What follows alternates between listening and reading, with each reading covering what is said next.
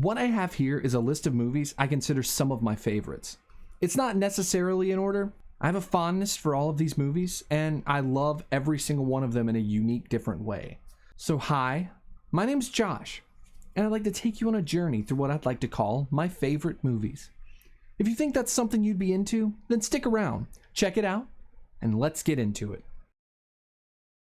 So with Blade Runner 2049, there's something magical about how Denis Villeneuve crafted this movie and how he was able to navigate the monstrous expectations that was given based on the original Blade Runner. I think he knocked it out of the park here. I think Blade Runner 2049 is a sci-fi masterpiece with beautiful set pieces, the wonderful cinematography by Roger Deakins. Ryan Gosling is a great actor. He doesn't talk much in this movie, but you can really sense some of the pain and like trauma he's going through his body language.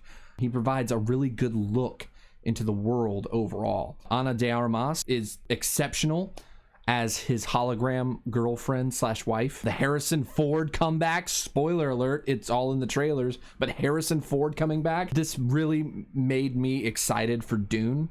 And I'm excited to say that I really love Dune too.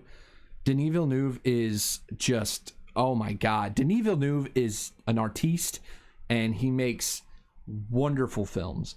If you haven't seen Blade Runner 2049, please check it out. Okay, so The Social Network. This movie should not be good. There is no reason in hell that this movie should be good. It's about Facebook. It's about the origins of Mark Zuckerberg creating Facebook. But when you have David Fincher with Aaron Sorkin, you get this absolute blast of a movie. Every single time I watch it, I can't look away. It keeps my interest every single time I watch it. Eisenberg acting as real human Mark Zuckerberg, just flawlessly. He made Mark Zuckerberg human. Andrew Garfield got robbed of his Oscar nomination for his portrayal as Eduardo Saverin. Armie Hammer, say what you will about him, I fucking hate that little prick, but he ate that role up, pun intended. We don't need to talk about Armie Hammer ever again though. Let's just get him out of here. He was good in this movie though. The Social Network is incredible. Everything about this movie is incredible. This is David Fincher's best movie, and to say that it's better than Seven, Fight Club, The Girl with the Dragon Tattoo, Gone Girl, and Alien 3. I mean, come on. So with that, please check out The Social Network. I don't think you'll regret that. Aliens. What more needs to be said than Aliens? It's literally the best sci-fi sequel of all time to one of the greatest sci-fi movies of all time in Alien. James Cameron, that's Titanic and Avatar's James Cameron, and Terminator 2, but you know, what he's best known for now is Avatar and, well, Titanic. But he did direct two of the best sci-fi sequels of all time, which is Terminator 2 and this, Aliens. But he turned what Ridley Scott's sci-fi masterpiece, Ridley Scott's sci-fi, I'd say horror masterpiece, into this sci-fi action masterpiece. Michael Biehn, who is just an underrated 80s actor, he is incredible in everything he's been in. I just love what he brings to the table every time he's in it. Lance Henriksen, who is the android in this movie, is fucking phenomenal. Bill Paxton, R.I.P. Game over, man. Come on. That's an iconic scene. That's it, man. Game over, man. It's game over. What the fuck are we gonna do now? Ripley, portrayed by Sigourney Weaver. Okay? There is no Aliens without Sigourney Weaver. I'm sorry. Sigourney Weaver makes these movies. She is the shit. And I mean, I love everything about this movie. Except, you know that scene where Burke, played by Paul Reiser, tries to get the face hugger to impregnate Ripley and Newt? That shit's fucking weird. But also Newt, I'm pretty sure the actress that played Newt didn't do anything ever again but she absolutely nailed this. This is one that I could gush on and on about. And I know what you're thinking. Why is it not higher on the list then if you just can't stop talking about it? Trust me, I have many more. There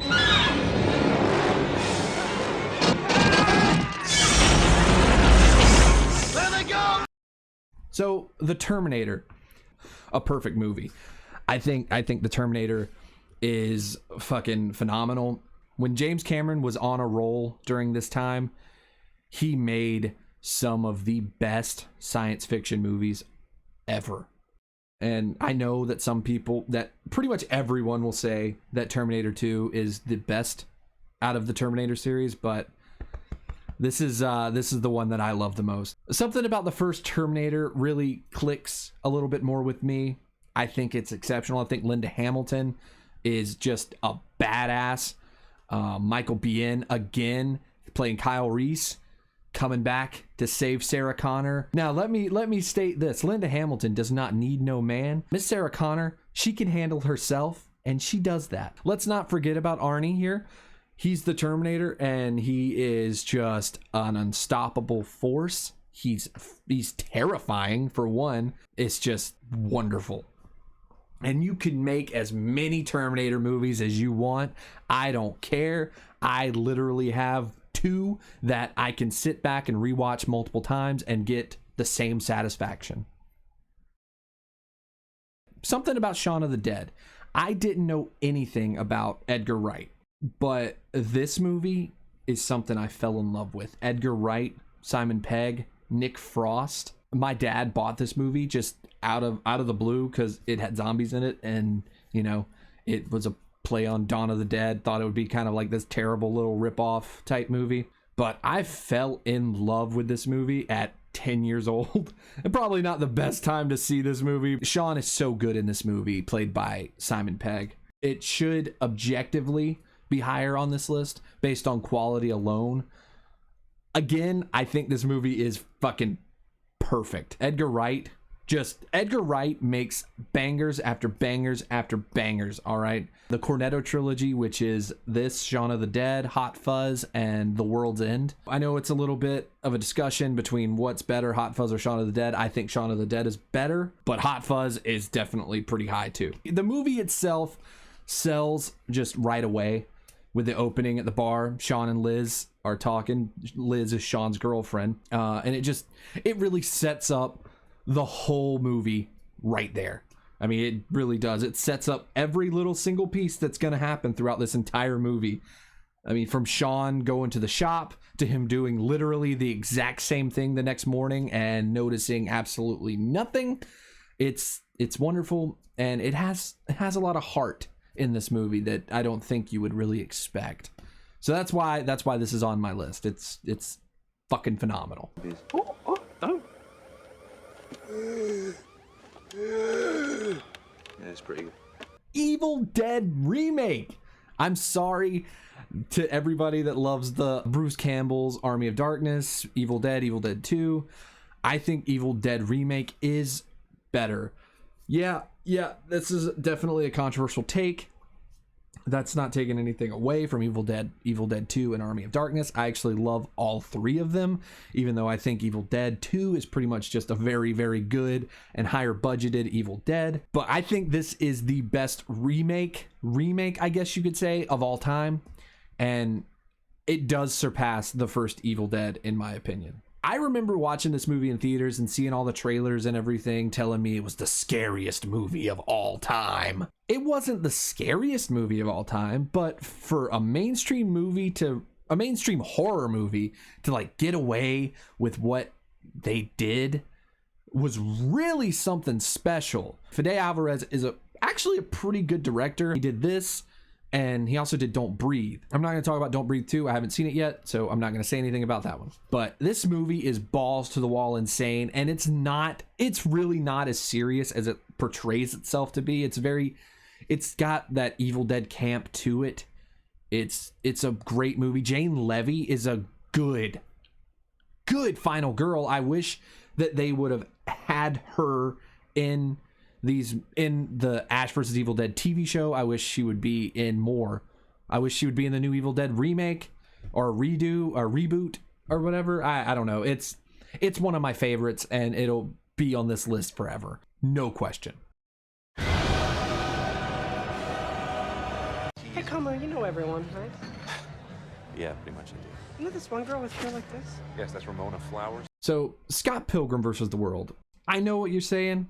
Why is this movie higher than Shaun of the Dead when you threw all that praise on Shaun of the Dead and Evil Dead? Surely you can't think this is better than that, can you? And the answer is no. But it really does work. I think it works very well. Like the camera cuts, the cinematography in it, it's brilliant. Some of the fight scenes are fucking cool. Michael Cera surprising me and being very good. Mary Elizabeth Winstead being awesome. Chris Evans being hilarious. Oh my God, Kieran Culkin.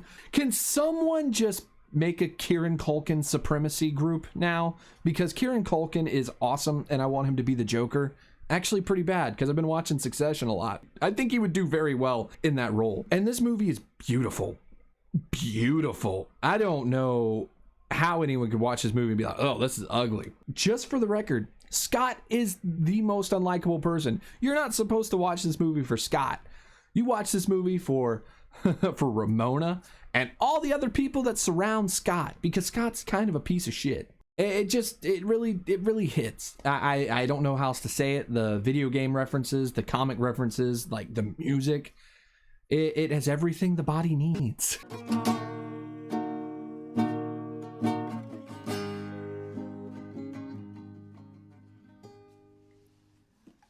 Can't wait to hear it when it's finished. Finished? Whoa! He stole that guy's pizza! SpiderMan 2? Oh my God. I'm a huge SpiderMan fan, okay? Controversial. I know everyone loves SpiderMan. But I mean, I love Peter Parker. I love Miles Morales. I love Ben Reilly. I mean, I love Dr. Octavius as Peter Parker. Ben Reilly, Scarlet Spider, let's fucking go, man. Let's throw him somewhere. Like, what are we doing here? I think Spider-Man 2 is the best comic book movie ever made. And I'll say that until the day I die. But this one is something, there's some kind of like an emotional gravitas. I don't know how else to say it. It's emotional. It's Sam Raimi. It's got Yellow Card and Dashboard Confessional on the soundtrack. Alfred Molina makes every bit of this movie. He's the perfect Dr. Octopus, in my opinion. And this movie hits in a way no other comic book movie has done for me. So that's why I think it's going to be here again forever. It's perfect. Pizza time. Scream! Oh my God, what can't be said about Scream? This movie is wonderful. It pokes fun at itself. It's directed by Wes Craven, R.I.P. Wes Craven, who directed the Nightmare on Elm Street series, if you didn't know that. Crafts a movie here that in some ways is very relevant to the old Nightmare on Elm Street movies, specifically New Nightmare, where it's more of like a caricature of what Nightmare on Elm Street is, less so the actual movie. Scream is definitely more of a caricature of the horror movie genre in particular, particularly the slasher genre. So much of this movie holds up, and that can't be overstated enough, honestly. I mean, you have the iconic horror opener with Drew Barrymore answering the phone, and it's, what's your favorite scary movie? And then the questions like, who's the killer in Friday the 13th? And she's like, Jason Voorhees. And he's like, if you knew that, you'd think you'd know it was Jason's mother. Like, it's so good. Nev Campbell, David Arquette, Courtney Cox, Skeet Ulrich, and personally, the man who carried this movie is Matthew Lillard. He shines so bright in this movie, and the 90s were the years of Matthew Lillard. And then he just had this huge comeback for some reason a few years back with the whole Shaggy stuff, which is awesome. Matthew Lillard is, I don't know, he seems like a humble person that really just enjoys that he's there. And I don't know, there's moments in this movie that are created just so brilliantly and so well crafted, and just, you're not gonna find that anywhere else. So many people have tried to replicate Scream's success, but they're not Wes Craven. Now, I haven't seen the new Scream. That's directed by the guys who did Ready or Not. So I have high hopes for that one. Next movie.